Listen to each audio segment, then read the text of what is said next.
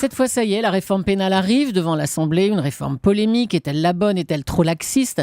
Avec notamment sa nouvelle contrainte pénale qui permet d'éviter la prison. C'est la question qui fâche de 7h15 sur Europe 1. Et pour y répondre, je reçois le bâtonnier du barreau de Paris, Pierre-Olivier Sûr. Bonjour. Bonjour. Alors, une des principales nouveautés, c'est donc la contrainte pénale. L'idée, c'est de vider nos prisons en évitant à des petits délinquants d'y aller. Est-ce que ça, c'est raisonnable? Est-ce que c'est la bonne idée, ça? La formule de Madame Taubira est belle. Elle dit vider les prisons, mais y retrouver du sens aux prisons.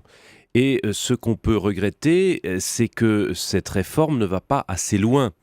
Ce n'est pas la réforme de la prison, c'est la réforme de l'application des peines. Et ça veut dire quoi? Ça veut dire qu'il y a trop de gens qui vont en prison aujourd'hui, contrairement à l'idée reçue. Est-ce qu'on peut avoir comme idée en tête? Ah oui, vous avez, par rapport, comment dirais-je, aux capacités des prisons, on a 68 000 prisonniers en France pour 57 000 places. Donc cette surpopulation carcérale est éminemment criminogène.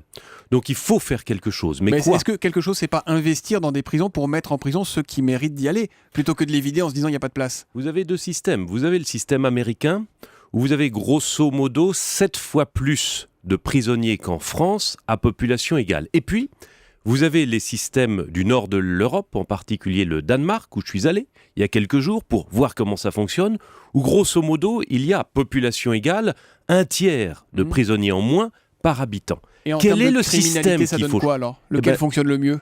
Ça ne donne pas plus de criminalité au Danemark qu'aux États-Unis. Bien au contraire. Alors évidemment, c'est compliqué la criminalité. Ça dépend aussi du milieu, ça dépend du pays, ça dépend du climat. C'est la théorie de Montesquieu et de Taine, la théorie des climats. Mais chez nous, il faudrait retirer des prisons d'abord tous ceux qui sont des malades mentaux. Vous avez quelle proportion de... On le sait ça à peu près parce que... Oui, on le sait. C'est-à-dire ? C'est le rapport de la Cour des comptes de cette année qui vient dire qu'il y a 80% de détenus qui ont un trouble psychiatrique. 80%. Donc pour vous, ces 80% n'ont rien à faire en prison ? Et dans ces 80%, vous avez 20% qui ont un trouble psychotique, c'est-à-dire très très dangereux. Ça veut dire quoi ? Ça veut dire que grosso modo, vous devez retirer un tiers des prisonniers pour les mettre où ? À l'hôpital. À l'hôpital. Alors ça, c'est pour les cas psychologiques, psychiatriques. Et puis, permettez-moi d'aller au bout de mon argument. Vous avez tous ceux qui sont en détention provisoire, c'est-à-dire qui n'ont pas encore été jugés, qui sont présumés innocents. Parmi eux, 1 sur 2 sera relaxé ou acquitté. Eh bien, ces gens-là, sauf lorsqu'il y a un trouble, un danger pour la sûreté publique. Évidemment, du trou, vous ne le laissez pas sortir avant son jugement. Mais ceux-là, il faut sauf exception, les faire sortir. Donc, grosso modo, en France, vous devriez pouvoir faire sortir de prison pour les mettre ailleurs pratiquement la moitié de la population carcérale. Ça veut dire que pour vous, la peine de prison et la prison doit plus être la peine de référence.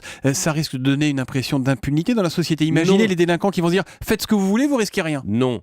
Il faut aujourd'hui réfléchir à la prison. Nous sommes sur un modèle qui est celui de Michel Foucault, surveiller et punir, qu'on appelait le modèle de la prison républicaine, qui n'est autre que la continuité du châtiment corporel de l'Ancien Régime. Châtiment corporel par la privation de liberté. Bien sûr, il n'y a plus la torture, bien sûr, il n'y a plus la peine de mort, mais c'est encore ce qu'on garde de l'Ancien Régime. Aujourd'hui, il faut trouver une prison républicaine différente.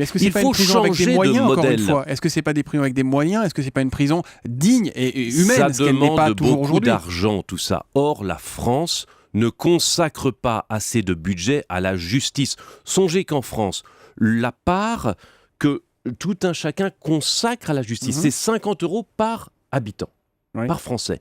Dans les pays européens, en moyenne, c'est 100 € par habitant. C'est-à-dire qu'il faudrait mettre plus d'argent à la fois dans nos prisons, mais aussi sur l'aide juridictionnelle. On en parlera jeudi dans toute la France, pour que nous puissions avoir une justice, et dans la justice, un mode de répression qui puisse être proportionné à l'exigence de la France en termes de liberté publique. Au moins un tiers de détenus en trop, vous nous dites Pierre-Olivier Sûr. Christiane Taubira est souvent accusée d'être laxiste. On va dire que vous êtes pire qu'elle, non, ce matin ? Non, je ne suis pas laxiste, je refuse, si vous voulez, le réflexe sécuritaire qui dit « on les enferme tous ». Comme on pourrait dire on les condamne à mort. Je dis qu'il faut trouver autre chose que la prison républicaine comme réflexe pavlovien à l'infraction. Merci Pierre-Olivier Sur, bâtonnier du barreau de Paris, d'être venu ce matin sur Europe 1. On va être précis et préciser que la contrainte pénale ne concerne que les petits délinquants pour les délits punis d'une peine n'excédant pas 5 ans de prison. Ça n'aurait pas concerné par exemple Mehdi Nemmouche dans l'affaire dont on parle beaucoup depuis 2 jours. Merci à vous d'être venu sur Europe 1. Bonne journée.